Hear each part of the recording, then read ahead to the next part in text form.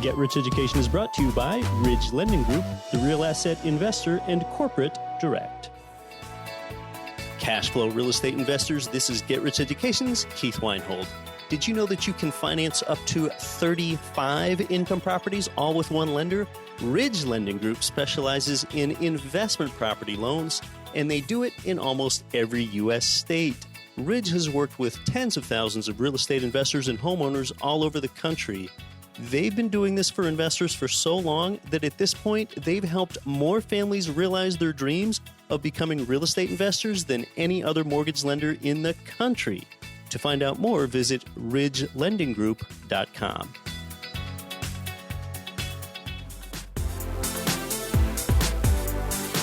Welcome to Get Rich Education with Keith Weinhold, giving you information and ideas on the investment that has turned more ordinary people into millionaires and billionaires than anything else, and can provide you with more wealth and happiness than you ever thought possible. Now, here's your host, investor, entrepreneur, business owner, and educator, Keith Weinhold. Hey, welcome to Get Rich Education. This is episode 111. I'm your host, Keith Weinhold, back for another wealth building week. I hope that you've been living abundantly. Are you having a hard time finding a good passive buy and hold real estate investment deal? Well, we've got an alternative today. That is to let someone else find the deal for you, and you can participate right alongside them, and you can still get a nice return. Next week, I'm going to take to the microphone all by myself to talk about how your 401k plan is just destroying your dreams. And we're even going to have a little piece on the 401k's history and just how it came to destroy dreams and lead to retirements that end up being delayed and completely underwhelming, or both. That's next week for another one of my slack-jawed monologues. Now, I have one investor friend out there that's just been crushing it for years with larger apartment buildings. That's what we're talking about today. And he lives in Lancaster County, Pennsylvania. Yes, home of my Grandma Weinhold, a place I visit every year.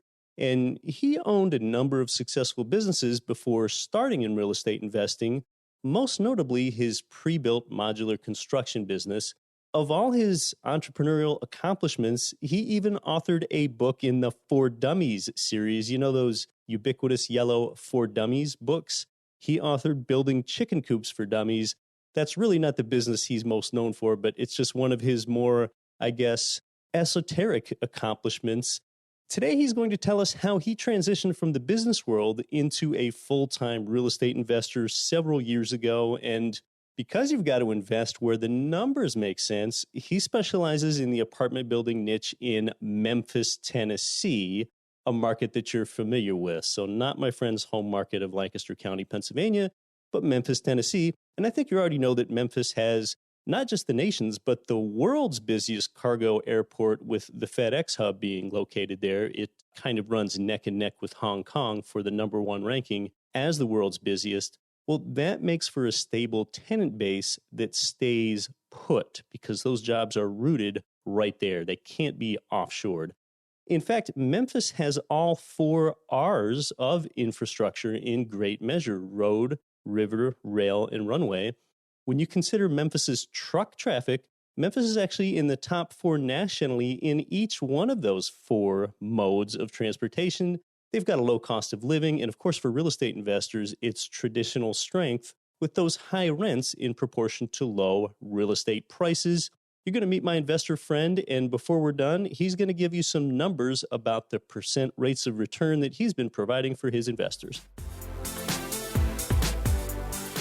Today's guest has been a successful investor and entrepreneur for most of his adult life. With real estate holdings in many states and nations, he specializes in the multifamily apartment space in Memphis, Tennessee, and in resort development investment in Belize. Since 2009, he's bought over $60 million worth of real estate, really making him one of the most successful real estate syndicators in the nation, with over 2,300 multifamily apartments in his portfolio.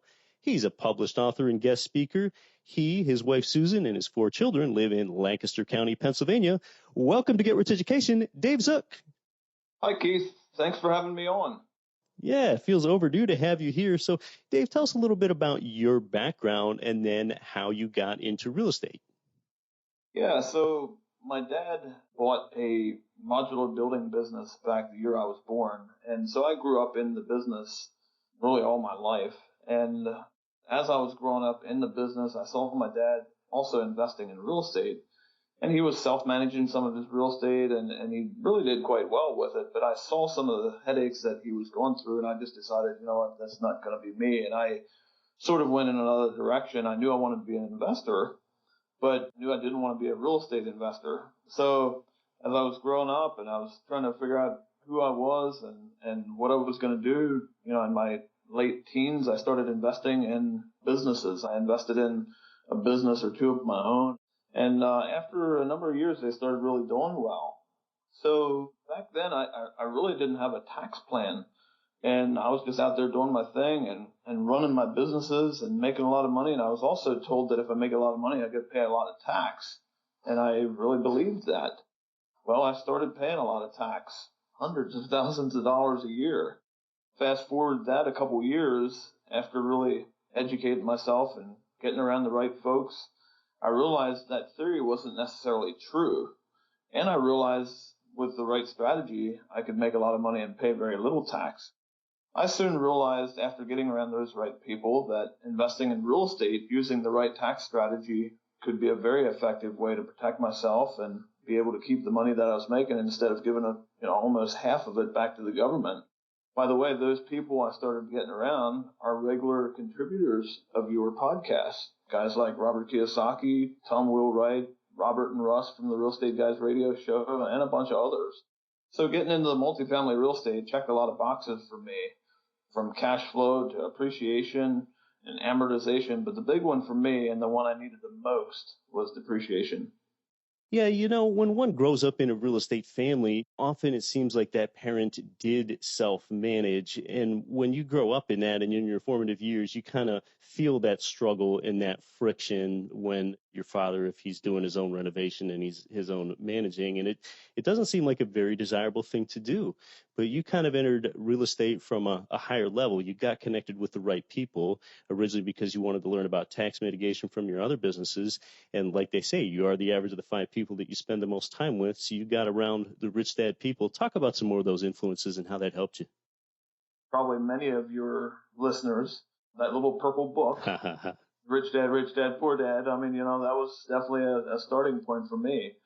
And, that led me down that path. And when you seek, you will find. And I was hungry and I was searching and really searching for not only the right content, but the right people to get around and people that I knew that could help me or people that I knew were where I wanted to get to. So meeting up with Tom Wheelwright, he said some things to me that really stuck with me. And one of those things was, if you want to change your tax, you got to change your facts. That stuck with me. It was like, wow, if I start behaving a different way, I'll start getting taxed differently. And of course, I was having all kinds of fun. I was, running a couple different businesses that were doing really well. I was a hard money lender and just doing all kinds of things, thinking that I could make a lot of money, but I didn't have a tax strategy. And when I really got smart about where I focused my energy and resources and started investing smarter, that's when my tax situation changed. And it was all about getting around the right people and Tom Wheelwright and his folks and the guys over at Provision. And it was definitely a learning process, but it was well worth it. You've become such a respected person in the real estate investing community, I think, because you really lead with helping with others. And you're also a respected person in your own local community there. And you kind of told me about an epiphany that you had when you served on the board of a local bank, just with how everyday people understand investing. Yeah, so after I started investing in multifamily for a while on my own, I got invited to sit at the table with a group of guys who wanted to start a small local community bank. I knew most of the guys around the table, just a great group of guys, but I picked up a few comments like, well, we might not see any kind of ROI for 5 to 7 years, but it's better than putting our money into a CD. I couldn't believe what I was hearing. These guys were successful business owners, most of them able to stroke checks in the 7 figures, and they were making investment decisions based on the return on a CD. So it was soon after that I went to see one of the guys who's now the chairman of the board of that bank. He's a good friend of mine, and he's also a CPA. And I showed him what I was doing in the multifamily space, and I asked him what he thought about the idea of taking what I was doing and inviting local businessmen or folks who had some success to invest alongside of me in my deals. Back then, syndication was a pretty new concept for me, and I didn't even know how to spell it. But that is sort of what spurred me to action and started syndicating real estate projects. So syndication, we're talking about pooling and aggregating other investors' money into a deal that you've gone and identified. And yeah, isn't it remarkable, Dave? Even people, serving on the board of a startup bank, just not understanding basic investing concepts like the importance of cash flow or how much is your rate of return beating inflation, not just what is your rate of return. It's pretty remarkable. So this kind of planted the seed for you to become a syndicator. Yeah, and the interesting thing to me is there's very successful business people that have put all their time, effort, and resources into their business and have managed to run that business for 20 years, and now they're sitting on a pile of cash. It's interesting to me how educated they are in running that business and how successful they became, but from a financial education and how the tax system works and how money works and all that, they're normally somewhat uneducated. Yeah, I often say people spend all this time learning about how a business works. They don't spend any time learning about how money works, but yet money is what keeps them in business. That's correct. So you had the seeds planted to go ahead and help other people by pooling their money together and giving them a return with a deal that you identified. How did that begin? How did you go about doing that? Well, it's pretty simple. I was buying real estate. I was buying multifamily deals and did a few of them on my own until I simply ran out of cash. And okay, do I slow down and just do less deals and do them all on my own? Or do I use the team that I had set up, the broker that I had set up, the number one broker in Memphis? Do I use that team, leverage that team, and help other people get in the same kind of deals that I was doing? And, those guys that were sitting in the bank, and those guys that have successful businesses and are sitting on a pile of cash, not knowing what to reinvest that cash into, I just thought, you know what? If there's a way I can help them and that we can also move forward, because you run the risk of, if you slow down and you stop doing a lot of deals, you run the risk of not getting that first phone call when there's a hot deal going on, or there's a deal that needs to close in the next 30 days. You run the risk of that broker going to somebody else on his favorite call list. So I had a choice to make. I could either slow down and do it myself, or I could maintain the level of activity and bring other people right alongside of me. Now, you've learned how to operate the right way and get the respect of a lot of people and get good returns for your investors for years. I guess, what are some of the lessons you learned before you started syndicating yourself and you were involved in other people's syndications? What were some of those lessons that you learned that you had to avoid? Yeah, so the number one most important question for me when I'm getting into a deal is, who are my partners? Who are the players involved? Who am I doing business with? It's a more important question to me than the actual asset itself. I got involved early. It was the first big multifamily deal that I'd done. It was a 72 unit. And, I got in the deal with the wrong person. And I got excited about the deal. It looked good, and it probably would have been good if it was, if the right person was managing the deal. But I got involved, and I got excited. I was the only investor in this syndication. Huh. It ended up just the guy didn't perform, but what he said he was going to be able to perform, and it was a mess. It turned out, it was a painful process, and I ended up losing a lot of money over it. It's people, process, and product, and in that order. It all starts with people. How do you think you figure out, how can you tell now who is real and who isn't real in syndication?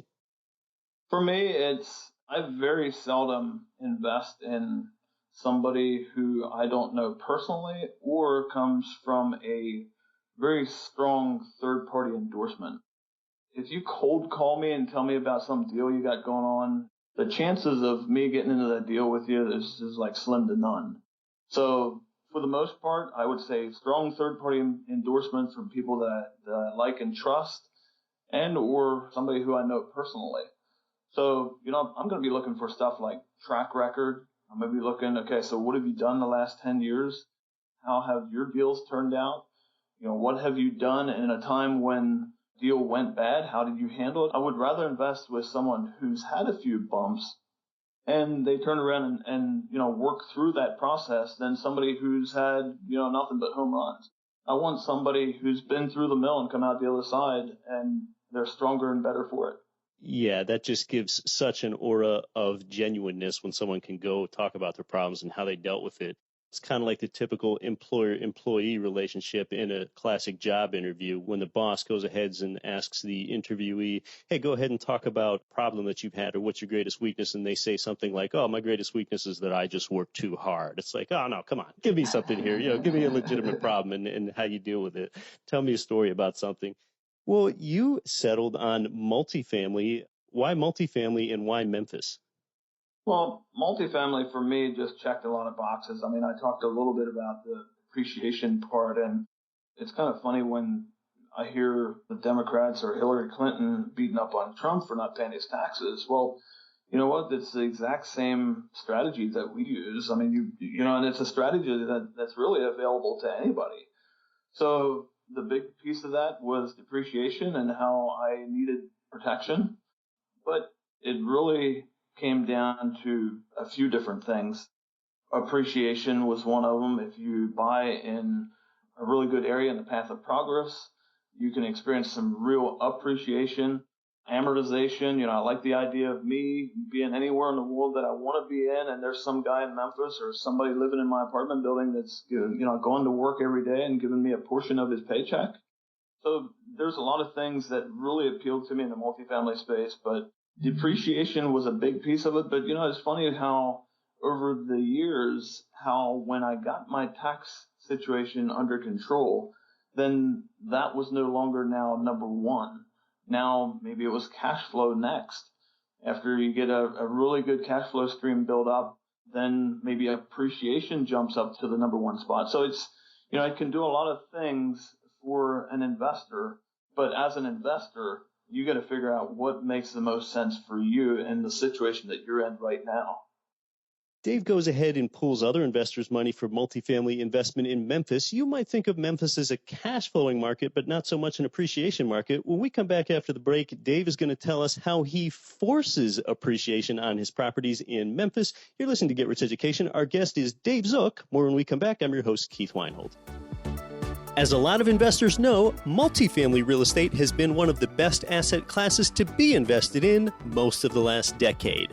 While the great deals have been harder to find lately, there are still opportunities in select markets where savvy investors can get lots of appreciation and strong cash flow if you have a great team. Dave Zook, founder and president of The Real Asset Investor, and his team have been very active in the multifamily space in Memphis, Tennessee. On the heels of the Great Recession of 2009, Dave and his team quietly started acquiring multifamily assets, and in the last few years, he has syndicated over 2,000 apartment units, creating strong cash flow streams and big appreciation for lots of their investors. It's not too late to get involved. If you're an accredited investor and you would like to learn more about investing in great multifamily apartments with a world-class team, email Dave and his team at info@therealassetinvestor.com. You've worked hard to acquire real estate. Don't lose it in a blue instant. We live in a litigious society. Assets must be protected. Rich Dad advisor Garrett Sutton founded Corporate Direct to provide strong and effective asset protection for all investors in America. Corporate Direct offers personalized attention to your specific situation and is very affordable. Call 800-600-1760 and mention Get Rich Education for a $100 discount on all formations. Garrett Sutton wrote Loopholes of Real Estate, Start Your Own Corporation, and Toxic Client, among other bestsellers. He and his experienced team at Corporate Direct want you to be protected right now and with proper corporate maintenance into the future. Visit corporatedirect.com today for a free incorporation kit or call 800-600-1760 for your Get Rich discount. That's corporatedirect.com at 800-600-1760. This is our Rich Dad, Poor Dad author, Robert Kiyosaki. Listen to Get Rich Education with Keith Weinhold. And the reason I respect Keith, he's a very strong, smart, bright young man. Welcome back to Get Rich Education with our guest, the real asset investor, Dave Zook. Dave, you force appreciation on multifamily apartment buildings in Memphis. Tell us about how you do that. I live in a farming community, and I look at it a little bit like farming. You buy the asset, you nurture it, you boost the performance, and then you reap the reward. You reap the harvest. The difference here is that your harvest comes every quarter. We like to buy properties that need some help. They may be 80 to 85% occupied. Maybe they were bought before the downturn in '08. They were owned by an out-of-town investor group. That's always a good indicator for us, or a sign of opportunity for us. And they need some good, strong local management. We like to buy in the path of progress. I talk about my team and how important that is to me. You know, when you have a really good broker who belongs to the real estate clubs and he belongs to the Chamber of Commerce, he knows what's coming down the pike. That's just super value. You're talking about your broker in Memphis here. Yeah, so when you have someone like that on your team that's just really immersed in the market and knows what's coming down the pike, that's so valuable. Let's say we know that in the next 12 to 24 months, the city's getting ready to spend a lot of money on infrastructure or improvements in a certain area. We like to buy in that area before that happens. With a good team who's consistently looking at those things, you can get in at a good price and experience some real appreciation. Okay, so how does that resonate through to an investor then? The way we structure our deals on the cash flow and the equity side, we get paid when the investor gets paid. So we get cash flow when the investor gets cash flow. And when we get that property performing really well, we all win. And so it's the same on the equity side. When we can get into an area that's up and coming, and we can get into that property that's 80 to 85% occupied, and we can get that occupancy up to 90, 95%, and get that NOI up, that's where the real value happens. And that's when you get all kinds of options, not only on a possible sale in 5 to 7 to 10 years, but what about a refi? And, you just got all kinds of options at that point. We can take that value up from 2 or 3 million to 4 or 5 million, and now you can refinance, you can, sell in 1031. We're very conscious of the tax law. So when we do sell, we want to be looking at what do we do with the money? How can we forward that and get into properties that really give us even more potential going forward? Okay, so let's say that there's an investor with some money that calls you up and she or he says that they're looking for a deal. What would you tell them? Well, it's an interesting question because early on, I would have tried to fit that investor into a deal that I currently have open. But what I've learned over the years, it's not about me. So let's say I have a cash flow deal, a really good cash flow deal in Memphis, and an investor calls me and asks me what he should do with, $100,000. The first thing that jumps to my mind is, well, I got this deal that you can invest in. Well, that's not how I do it anymore. I like to find out what's important to the investor. I want to know about what the investor's expectations are. Let's say I have that strong cash flow property with limited appreciation, and that investor comes to me with $100,000 and said, I want to invest in a deal, but he wants appreciation. And I stick him in the deal that has a strong cash flow with very little appreciation. You're going to end up with an unhappy investor who's not getting his expectations met. So I want to know about the investor and what his expectations are before we talk about any deal that I have over or in the pipeline. Don't lead with your need, lead with what the investor's need is. Right on. Now, one interesting thing that you do with your buildings when you're going ahead and adding value to the buildings, and talk about that a little bit. How do you add value to the buildings? Is that something that you do with the investor's money in order to give them a better return and pool it for economies of scale that an individual investor could not get otherwise? Tell us more about that value add. Okay, so I'll give you an example of a deal that we did just recently.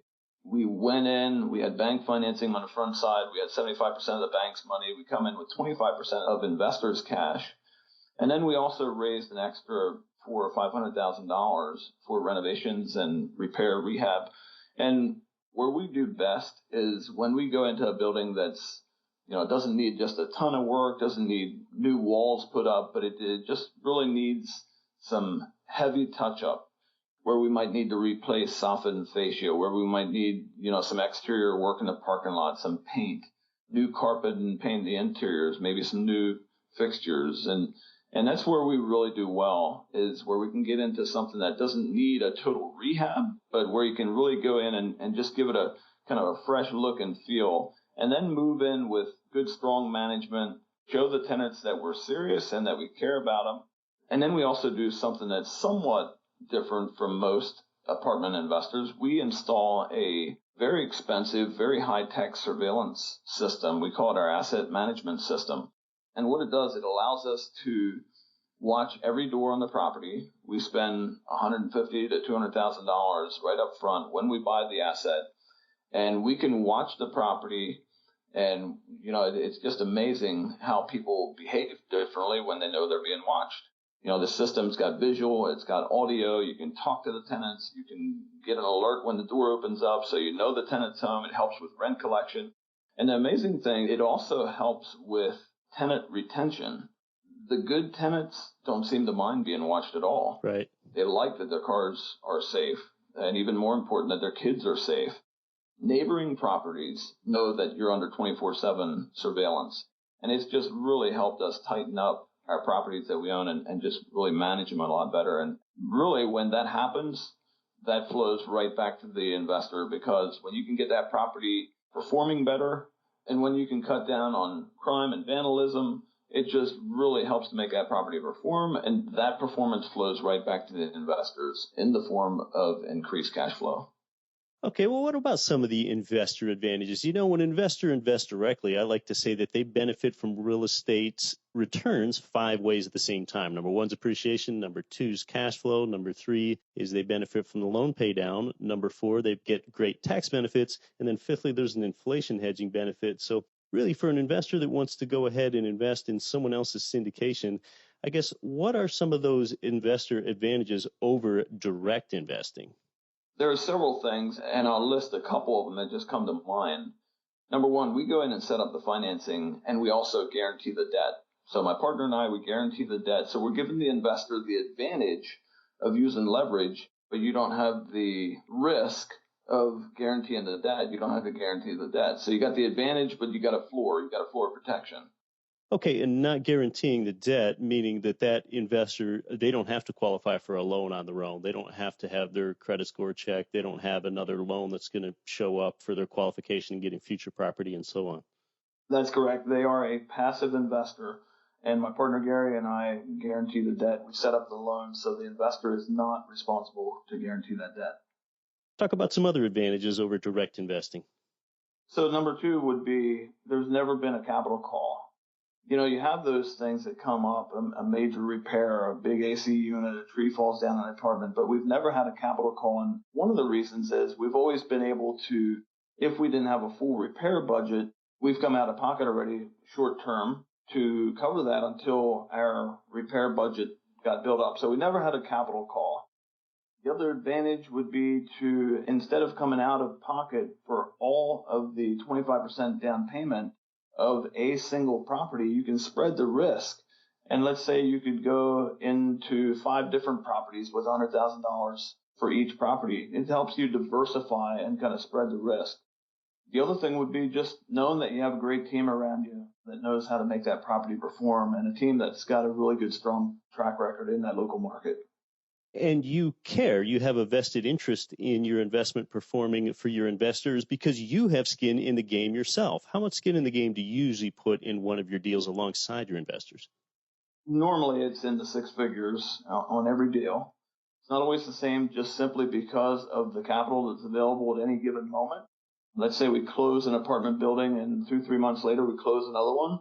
But it's normally into the 6 figures. And I tell my investors that. I let them know that. I say the decisions that we make on this property, on this deal, are not going to be only because I'm looking out for them, even though I am. I'm looking out for myself because there's deals where I'm the biggest investor in the deal.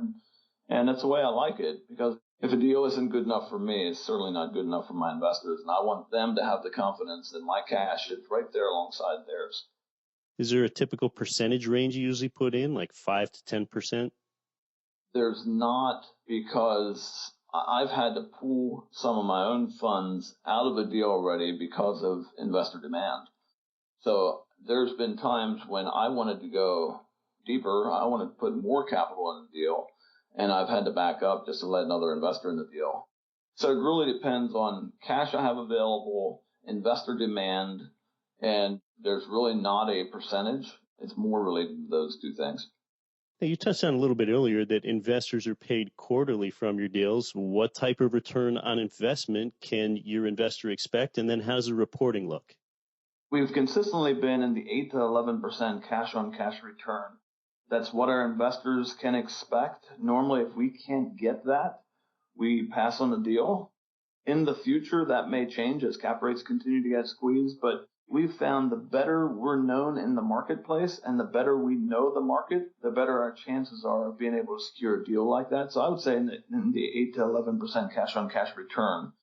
And then on the reporting, there is a newsletter that I write every couple of weeks to the investors, keep them up to date. There's 6-month profit and loss and balance sheets get sent out to each investor. And then obviously there's K1s soon after year end that keep them well informed of what's going on with the property and what the numbers are looking like. Okay, so 8 to 11% return on a cash-on-cash return basis. What about on an internal rate of return basis when we add in all those other ways that real estate investors are paid? What does the investor in your deal end up getting as a rate of return on that basis? Generally in the high teens to the high 20s. Yeah, that's fantastic for completely hands-off. And, you know, I always find it kind of interesting, Dave. One thing that it seems like prospective investors ask about, one question they want to know about, even more so than the returns, which doesn't make a whole lot of sense to me, even more than risk, which doesn't make a lot of sense to me, is what does the K1 look like at the end of the year? What does this mean for their taxes? So the depreciation gets passed right along to each investor. And what we've done with all of our properties is we get a cost segregation study done so that basically it's saying is you're accelerating your depreciation. So where the typical depreciation is 27 and a half years on an apartment building, when we do that cost segregation study, it moves most of your depreciation up into the first 5 to 7 years of the deal. So it's really helped us to really front load a lot of that depreciation and get the investor the greatest impact in the shortest amount of time that we can. Yeah, and Dave and I are both clients of Provision, Tom Wheelwright's firm, so you can go ahead and leverage Tom Wheelwright's firm as well through Dave Zook, and you have those economies of scale to apply the cost segregation and accelerate your depreciation, where in your own portfolio, you just might not have the economies of scale to do that. You know, I learned a lot from those guys. Provision has taught me a lot in the way of taxes and depreciation and how to keep the money that I'm earning instead of giving half of it back to the government. So I owe those guys a big thank you. So, Dave, as we wind down, any final thoughts on kind of the architecture of your multifamily apartment building deal and how investors can leverage your economies of scale? Yeah, so we've got some deals in the pipeline, and we expect a busy first quarter. And, you know, if you're accredited and would like to know more or even do some homework ahead of time, just send an email to info@therealassetinvestor.com, and we'd be happy to send you out an executive summary on a prior deal, maybe a deal that we've just done to kind of get you familiar with what we do and how we do it and all that. And then just get on our list, and we'll certainly be able to email out an executive summary on a new deal that's coming up here in the future.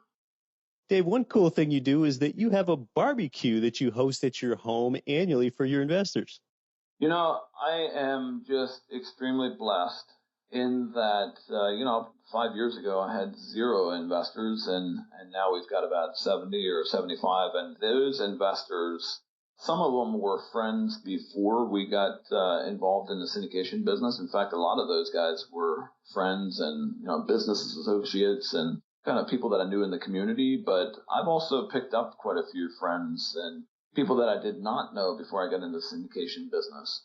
So it's been really fun for me to get to know new people, and I like people. I like doing deals. I like people. So this is just a lot of fun for me. And to be able to have them to my house once a year in the summertime and do a big barbecue and get everybody together.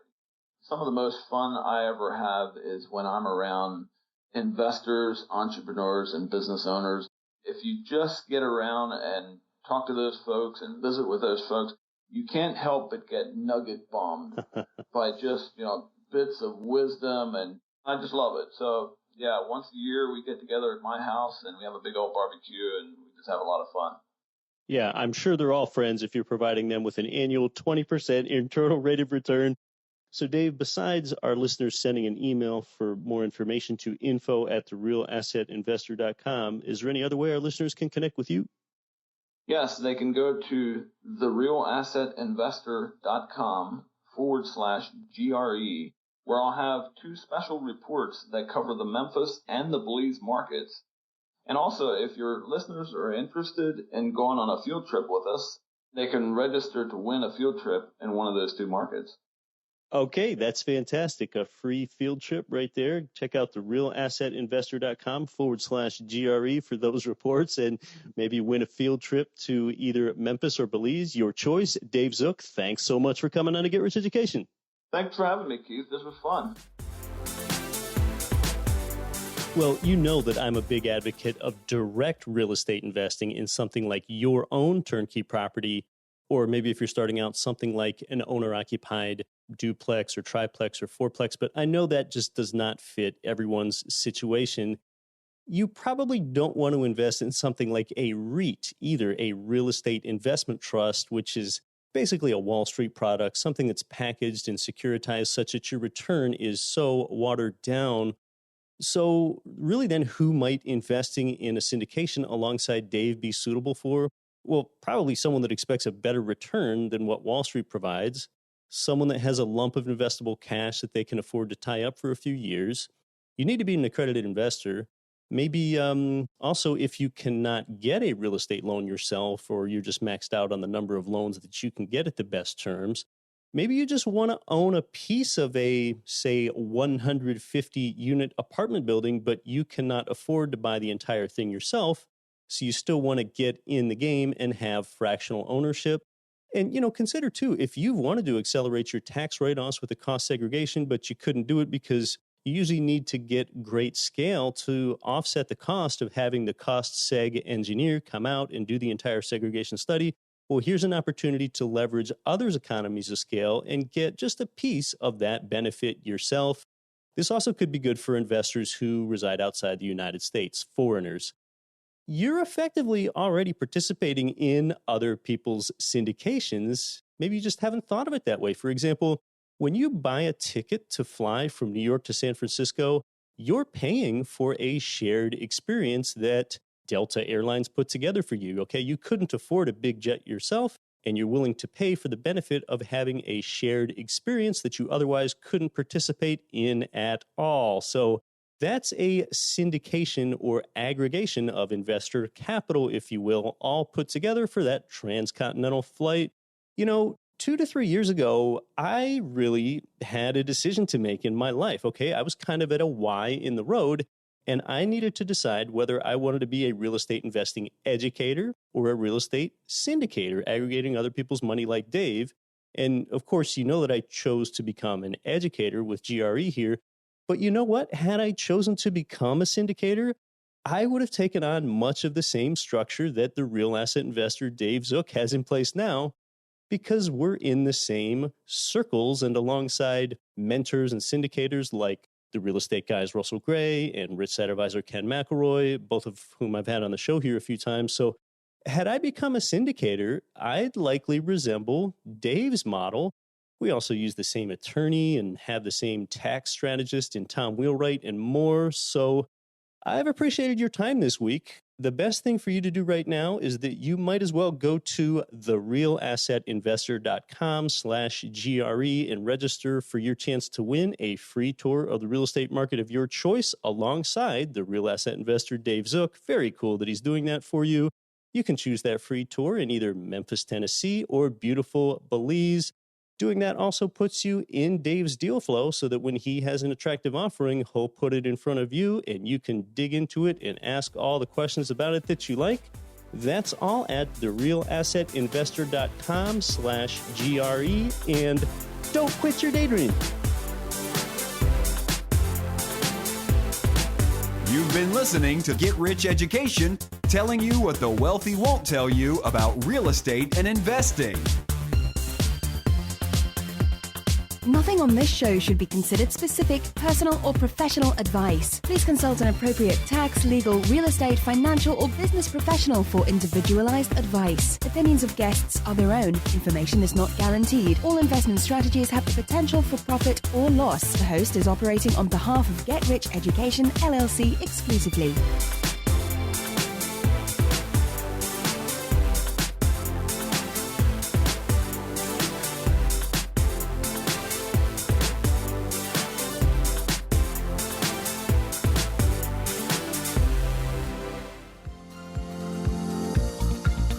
Cash flow real estate investors nationwide and worldwide, this is Get Rich Education's Keith Weinhold. Forbes has rated Memphis, Tennessee as the #1 cash flowing market in the world. Our good friends at Mid-South Homebuyers have been Memphis's premier turnkey real estate provider for 14 years with a stellar reputation and an A+ rating with the Better Business Bureau. Owner Terry Kerr was born and raised in Memphis. Yeah, he knows the market and has renovated and sold over 1,000 houses in the Memphis area.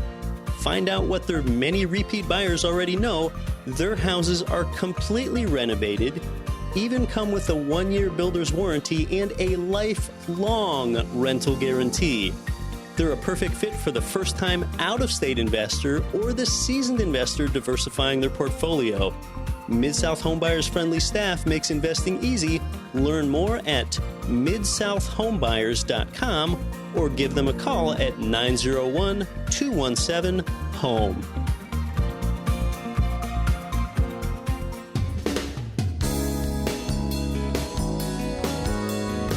The preceding program was brought to you by your home for wealth building, GetRichEducation.com.